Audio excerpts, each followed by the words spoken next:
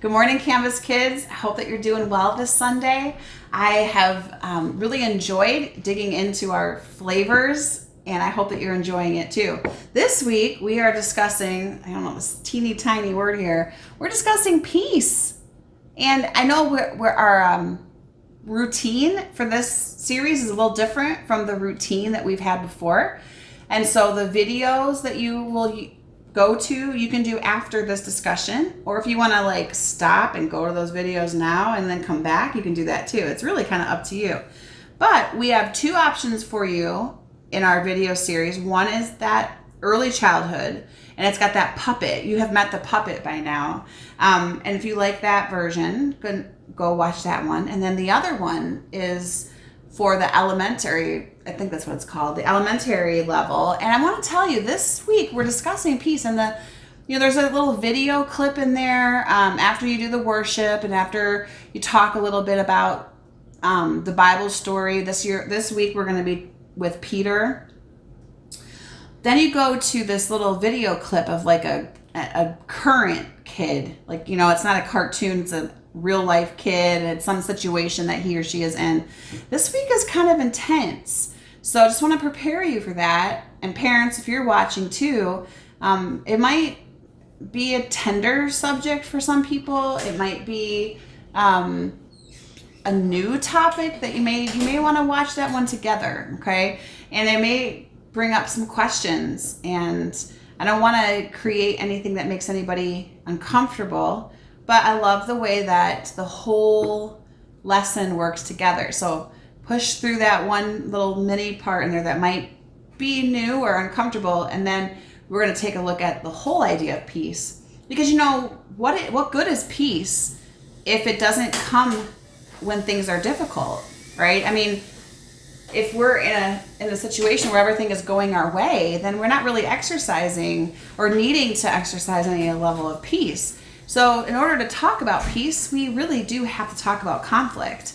And this little scene in this video is going to discuss conflict. That is a very real conflict for a lot of people, my kids included. So just to give you the heads up about that before you dive in, that's coming. That's in the elementary lesson. And then, of course, worship is embedded in our lessons this time around. So you'll sing with that lady whose name I can't remember. Sorry. All right. Well, we have talked about the concept of the fruit of the Spirit, what it is that Jesus being in us, the Holy Spirit living within us, He allows to grow out of us. The Holy Spirit fruit is really the character of Christ.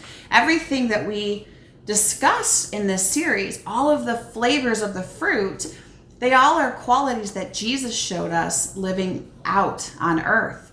And one of the things that's really interesting about Jesus showing peace is he had a lot of moments of conflict, right?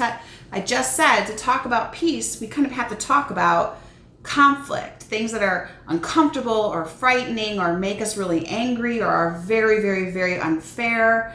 And Jesus walked through many situations that were very, very unfair because he was a man who did nothing to hurt anyone ever. And many people did things to try to hurt him quite often. It was very unfair. And Peter, we're gonna watch him in the lesson, but he's one of the disciples who I think maybe had the hardest time with seeing Jesus face those uncomfortable and unfair moments and just let it happen. Peter was like, I'm in your face, right? He's like, you're messing with Jesus, I'm coming for you. He was very protective of Jesus and his reputation and the way people treated him. And so I think Peter had to learn a good bit about what it is to have a heart that is at peace, okay? Here's the key. The key to understanding how this flavor plays out in our lives. And you're going to find every single week we're going to talk about the flavor. It's going to go back to the same main idea. God is in control. God is in control of everything. There is nothing that happens that he doesn't have control over. He's in control over the weather. He's in control over illness. He's in control over our finances. He's in control over who leads our country. He's in control over time. David says this in one of his Psalms, 34 maybe. My times are in your hands. He understands that time doesn't tell God what to do. God tells time what to do. Okay? Everything is in God's control. And when we can remember that it's in his control, we can be at peace. We can have peace knowing that he's ultimately in control of everything. Okay? That does not mean that we're going to like the way it all goes.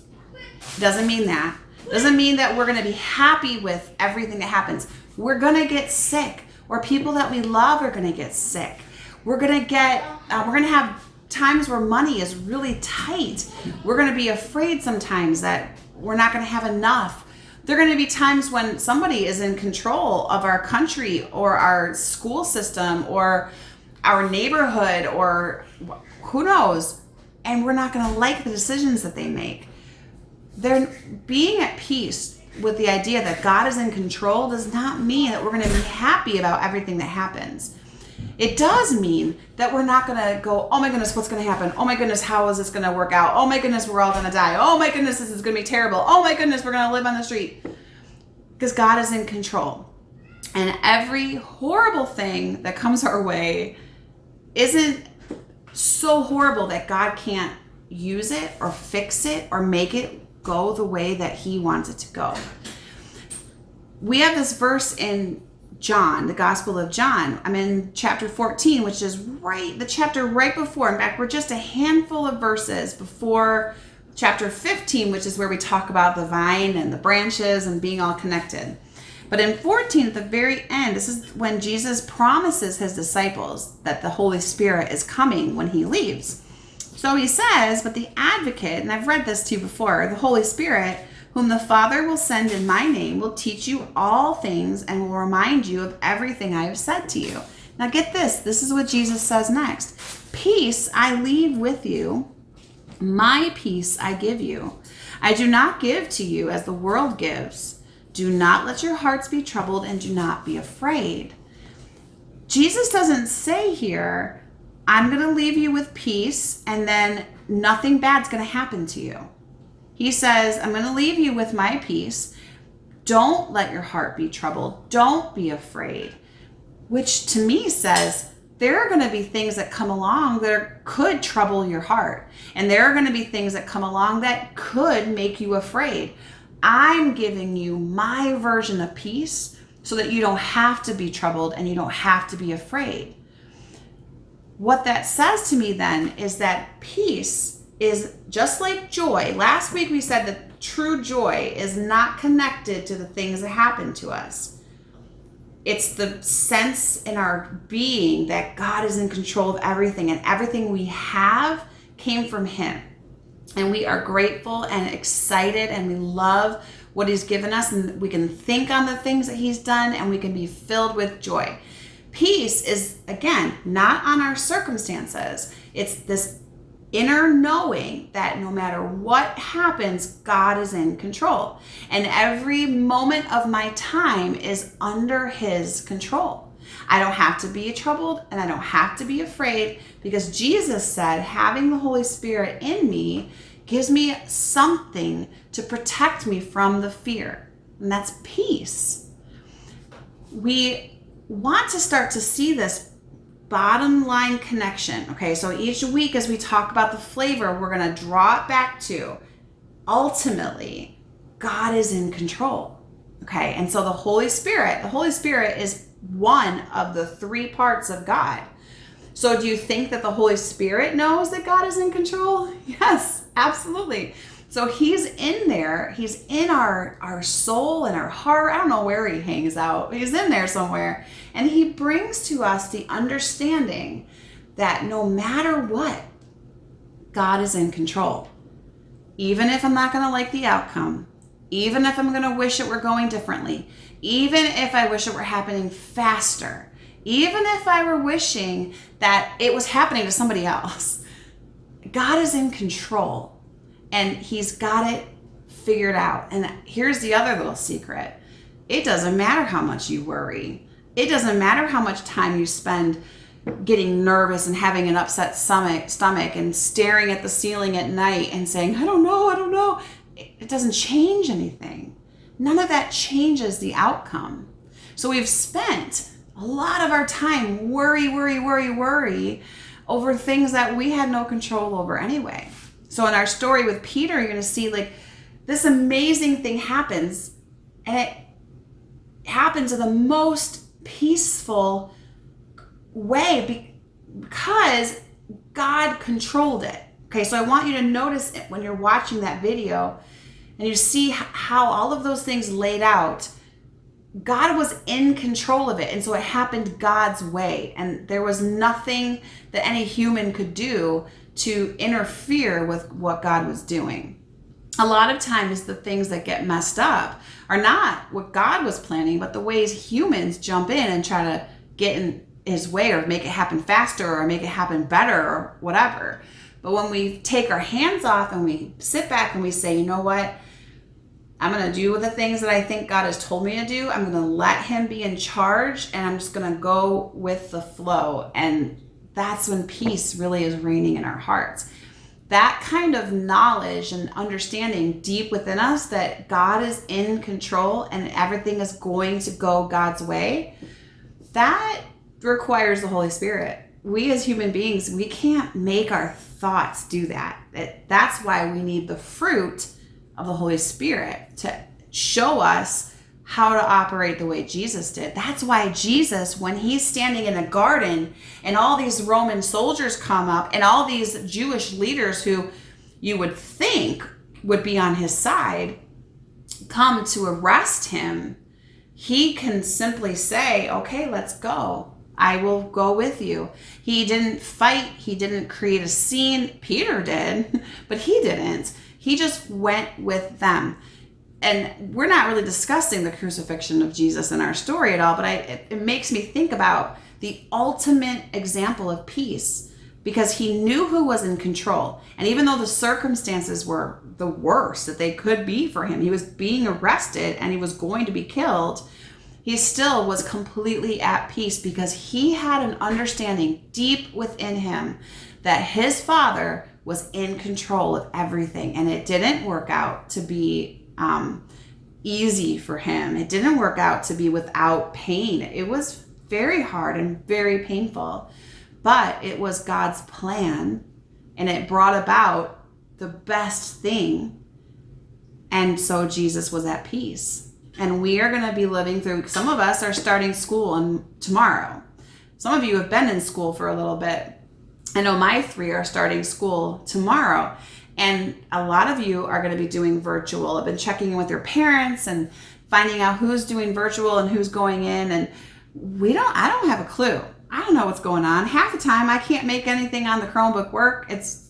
I'm about to cry, and I have to remind myself, God is in control of virtual school, Heather. God is in control.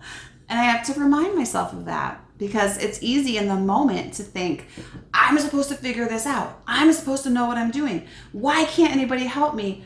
And instead I have to pull it back and say, okay, if I want to live like I understand what peace means, then I need to remember that God's got this just like he's got everything else. And there's no amount of my frantic worry that's going to change the outcome. So let me just breathe and do the next thing that I can do. It doesn't promise us that things are going to be easy. Peace, according to the world, is like sitting with your feet in the water at the beach and hearing the seagulls. And maybe some of you think that sounds like the worst idea ever. To me, peace would be sitting on my couch with my game controller in my hands and a big bag of Cheetos next to me and just getting to eat and play video games all day. That sounds very peaceful. But that peace doesn't honor God. That doesn't see, the peace that Jesus gives turns it around and honors God. It says, I know God is in control. The other kind of peace that the world gives us says, let's just take away everything that's uncomfortable. and then you'll be at peace. And that's not the peace that honors God. The peace that honors God says, I'm in something that's really uncomfortable, but I know God's in charge and I'm going to be okay. And I'm just going to let God do his thing, and we're going to see how this goes. So as you watch our video today, be thinking about that. Be thinking about the Peter that you see in that moment is not the Peter who got upset when Jesus was arrested. It was much later. It was after Peter was filled with the Holy Spirit. So the Peter that allowed the Holy Spirit to operate within him, he made different choices and he acted in different ways. And it's because he had an understanding with God being within him of how God operates. He knew he was in charge. Okay. I love you all. I hope that you'll work on our challenge together as a family. This time, I'm going to ask you to look through the Bible and to find a verse anywhere in there, Old Testament, New Testament, that teaches us about peace. And then email me those verses and we'll get them up on our Facebook page. And then, of course, we have our Bible app that you're doing, and we're going to go to day 4, the fourth component, and do peace. So, oh, my phone is ringing. I forgot to put it on silent. You can take a look at that, and I'll check in with you on Wednesday and see if anybody has anything to say about your challenge on that, or whatever you read in the devotional that struck your fancy. I'd love to hear about your first week of school. So as you're going through the week, if you want to check in and let us know how that is, I would love to hear about it. And I want to check in with your parents through the week too. So tonight, I'm going to be praying for you. We're going to, as a leadership team for our church, we're going to be praying about starting school and the teachers and the health and the all the weird things about this year and all the normal things about this year. So I'm going to be praying, and all through the week, I'm going to be thinking about you and praying for you. I hope that you have a great Sunday afternoon. Enjoy our last of the summer days, and I'll see you on Wednesday. Bye.